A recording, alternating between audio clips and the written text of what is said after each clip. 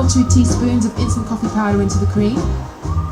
Then add 40 grams of grated chocolate.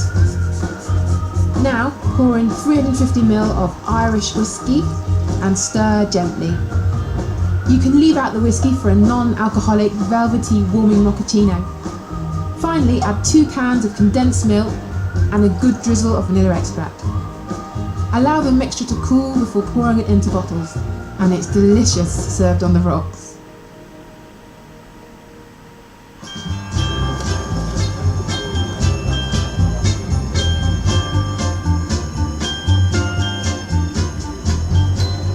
Now, I've done most of my shopping at the supermarket, but I do like to get my turkey from the butcher.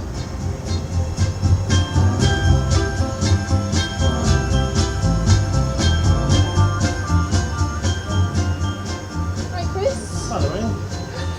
On a wire rack, and I'm going to put it about here, just very slowly at first. And then you get this perfect hole.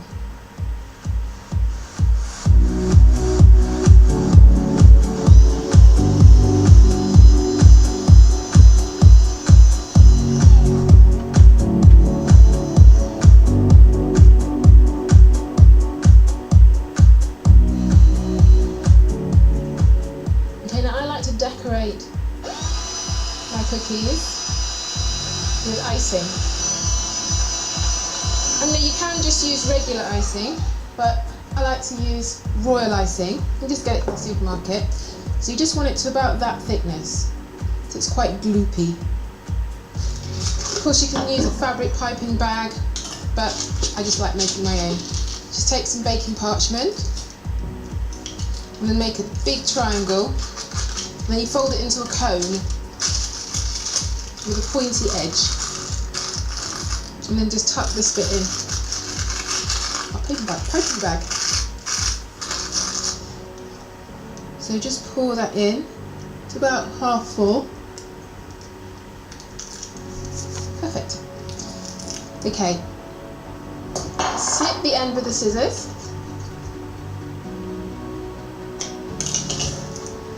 So just put little blobs on the cookie like that. Christmassy pearls.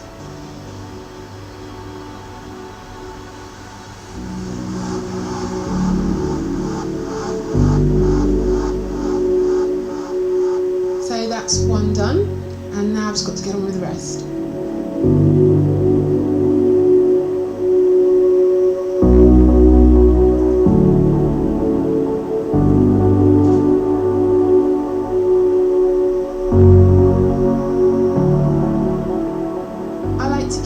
Christmas roast quite traditional. So this year I'll be making a sage and rosemary infused turkey, and it's a baked turkey.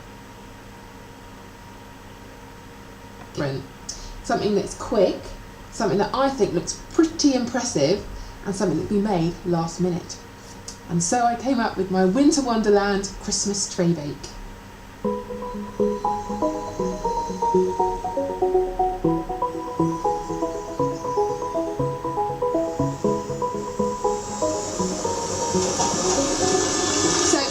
Just making a light sponge here. I've got 250 grams of butter and 250 grams of soft light brown sugar. I just love using soft light brown sugar instead of caster sugar because it gives a lovely caramelized flavour.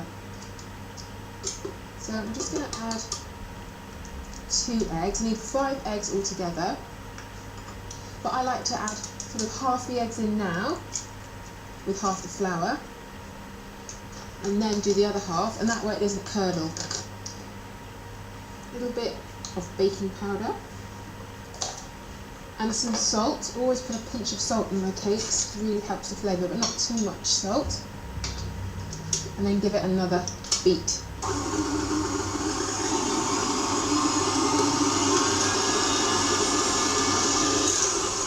Okay, then add 3 more eggs. Try not to get any shell in. And these eggs are at room temperature, which also helps the mixture not to curdle. So now I'm going to add the rest of the flour, and that's self-raising. So that's all the flour. So I've got some spices here, mixed spice, 2 to 3 tablespoons, but just depends on how spicy you want it. Yeah, I like it quite spicy. And ground ginger.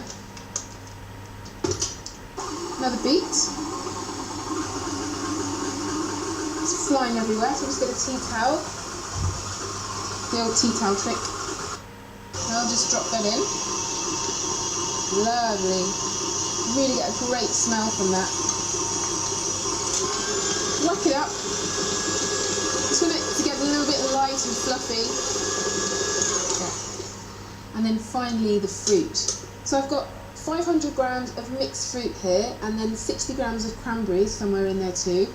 And I've just put about 70 ml of Madeira or masala, just to get them infused. Pour it into the tin. So normally my Christmas cakes I put a layer of marzipan and then the icing, but this time I'm making a meringue with the topping. And the way I make meringue is all over the cake. Sort of this snowy scene. And if you don't fancy piping, you can spoon the meringue onto the cake and form peaks using a fork.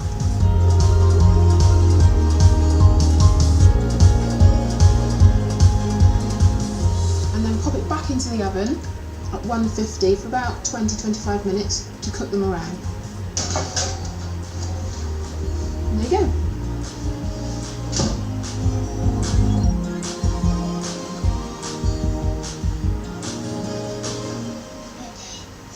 Ready.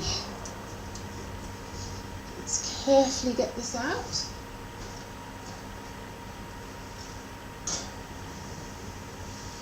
Yeah. If you cook it in a fan oven, sometimes it goes quite brown. Oh, my, you've grown. Merry Christmas. Hi. Come in. Just go through to the Christmas tree. Good. Right, mince pie, anyone? This is